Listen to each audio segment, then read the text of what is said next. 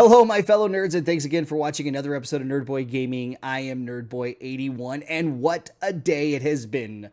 It has been an exciting day, especially for Elder Scrolls fans or fans of Oblivion.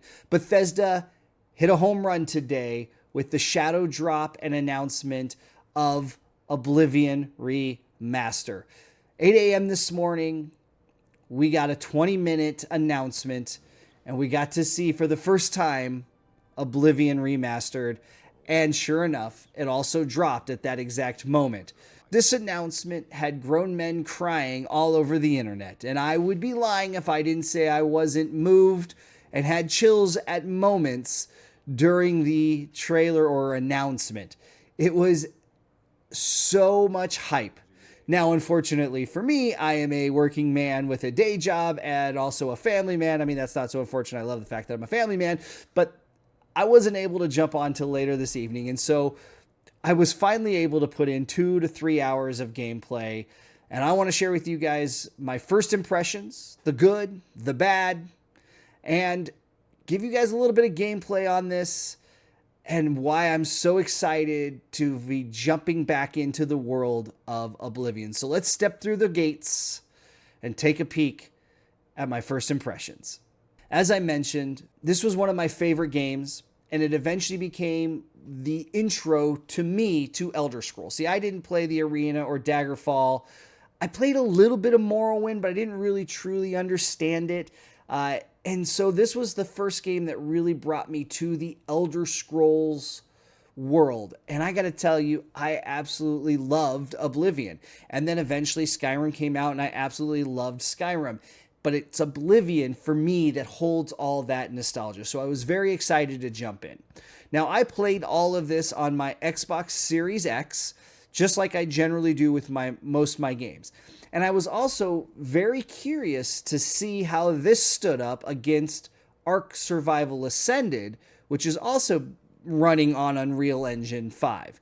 Now, it was announced in the announcement that while the paint essentially is Unreal Engine 5, that the bones is still the original engine the game is on. So I was very interested to see how that would impact the game, how that would impact and compare to what we saw at ASA.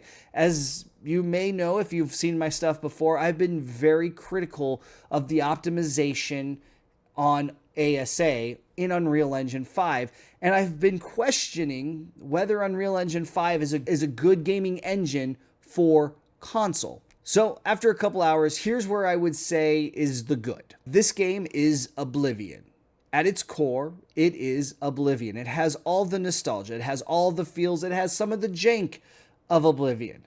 It has that old game feel with a new coat of paint. And the best analogy I can come up with is when you buy an old car and you refurbish it and you repaint it, and then you maybe add new technology like the LED lights on the inside or a sound system, and you maybe put nav systems and things that just didn't even exist when the car was originally created.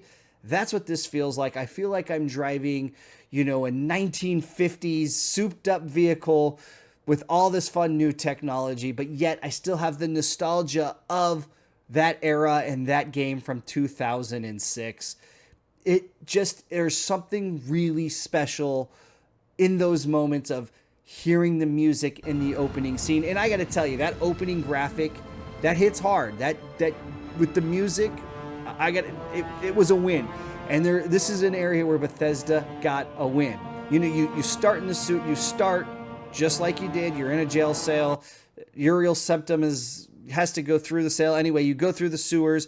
And as I was playing, the more I got further, I just was like, oh, I am playing Oblivion, a game that I loved, and I'm playing it again, but it feels new. Now, it had been at least 20 years since the last time I launched it, so it definitely has that new feeling, but it still has those old bones. Now, at times, not all the time, but most of the time, this game looks extremely pretty.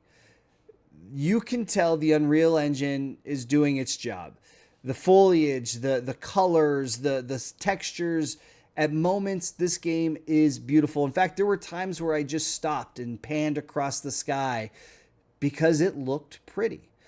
Just looking into the trees and seeing what's off in the far off distance just looked pretty. It really does look nice. And of course, as I mentioned, the nostalgia. Just so much nostalgia, hearing the music, playing the game, but then yet it feeling new with the new sound effects, when the new hit reactions, the combat is better, it moves quicker. So there are just so many great moments that you're just like, oh, I remember this, or oh, this was so great. And it just really feels like that game that we played 20 years ago, but in today's genre, which is really exciting for me to think about. People who are going to be playing this for the first time, who maybe never got a chance to play it before, and are going to go back and they're going to get to enjoy this in a new generation with new paint, with a new coat of paint, new technology, some new gameplay. They fixed combat. They also adjusted the leveling system, which honestly is a kind of a nice thing because it was kind of janky before, and they took the best of Skyrim and the best of Oblivion and brought it together, which was a great move for them. I hope they do more of that, and I really hope, honestly, from this we get to see something like a Morrowind come back, because I would really love to go back into time and play Morrowind now.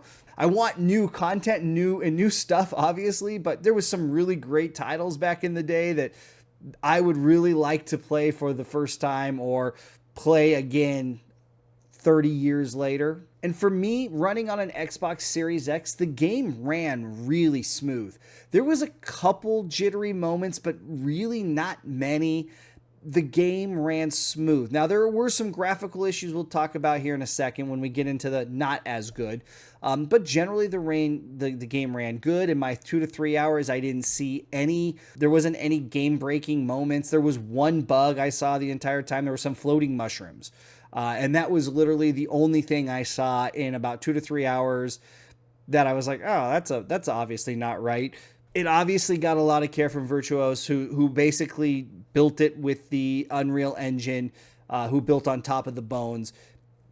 You could tell they cared and that the game is smooth and running well on the Xbox Series X console, which again, one of the great benefits of running on console is I don't have to worry about ray tracing and DLSR and other acronyms I don't understand. As just an average Joe guy who plays games on console, who's not super high-end graphics guy and doesn't really even know what any of it means, the game ran smooth and it looked pretty good most of the time. I was able to get inside the gates of Oblivion, which for me I was most curious what that was going to look like. When you're standing outside the gate and you're looking in and you can see what's on the other side, that was a really nice touch. Once you got in, the atmosphere, the ambient lighting, the just things that are happening looked really nice. And it had a whole, like there was a moment as you're coming, like in the very initial main quest, as you're coming up the hill to the city and the lighting changes and it gets to the red and there was some auroras going with lightning happening. It looked really nice. And for a game that's 20 years old, this was really well done. Additionally, there was a lot of really great detail in the flowers. Stopped into a stable and there's horse poop on the ground and you could hear flies buzzing around it. Those little moments really add a lot to this world. Now, there are definitely moments that are not as good, which we will get into. I won't call them bad because never did I go, ooh, that was bad. There are a few moments where I was like, well, maybe this is the downside to Unreal Engine 5. Perhaps consoles just can't run Unreal Engine 5 that well. Now, that makes me really nervous knowing because one of my favorite games, Fable, is going to be made on Unreal Engine 5, and I hope that it looks a little sharper than what we're seeing here in the remaster. There are just some issues that I'll just call them Unreal Engine issues, and it's moments of, I call it artifacting. I don't know if that's the correct term, but moments where I would say there's some artifacting or you can see the black speckle of the shadows as the polygons are rendering in hair or muddy textures at times. Even the clouds at moments didn't look super sharp. But again, as someone who's played ASA and really seeing those two compared together, this looks significantly better on the optimization. But I still could recognize some of those same issues. I was impressed, however, in the trees that there wasn't a lot of artifacting happening in the trees, in the shadows of the leaf. So that was a real nice, pleasant surprise. Another area, and this is, I'm going to call this the double-edged sword, because on one side, I think that's the jank of Oblivion and the original game. But on the other side, it kind of looks goofy, and that's the character models. The eye, they don't look great. The mouth, especially for me, on some characters, are just like Joker. Very big lips, very big mouth. And I think this is a complete guess because I'm really not an expert at this, but I think it has to do with the way they mentioned doing the meshing for the mouths for various creatures, so that they all, had correct mouthing for their species and race, for their lines. I think it might have had something to do with that. That's just a guess. Don't, whatever. Tell me in the comments I'm wrong. But the characters' mouths were just a little bit wonky in the initial few hours I played. And that really, for me, was the main issues. There wasn't really input issues, playing on console, playing on a controller. The controls still taking me a little bit to get used to. They're just a little different, and there's only so many options. So, that's just general gameplay. It always takes me a little bit to figure those out. So that's nothing against the game. I think the new upgraded UI in the menus is much nicer. At the end of the day, I think this shows exactly what a remastered game can look like. And honestly, my friends at Wildcard and Arc, I gotta say, this was done a lot better, where Virtuoso picked up Bethesda's game and remastered it using the core engine. They didn't try to remake it. They remastered they redid all the art. Some could call it a remake, but it really isn't, because it still has the bones of the original engine. It's still the original game with all the concept, all the dialogue. It was remastered, and it was done in such a good way. It kind of makes me a little bit like ASA. What are you guys doing? You got to get better. If you compare the two, which I was kind of doing, I think this remaster from Virtuoso generally is better. This is really nice. So I'm really excited to dive into this. Again, I only got about 3 hours in. I'm not even going to talk about the story of Oblivion. That was always really good. The gameplay was always really great, and I can't wait to really delve in and do content around this. If you're new here and you haven't done so, make sure you hit that subscribe button. I am going to do a special series around this game, I believe now. I was not expecting this. This is unexpected content that I'm going to be making, but I'm going to probably do something a little unique, I think, if I can get to it. I'm still got other games I'm playing, still got other stuff that's coming, and I'm also working on some different edits for other games. So more to come. Hopefully more stuff like this. But I don't know, guys. Tell me in the comments below. Were you just blown away today? I mean, this is such a great day for the fans of Oblivion.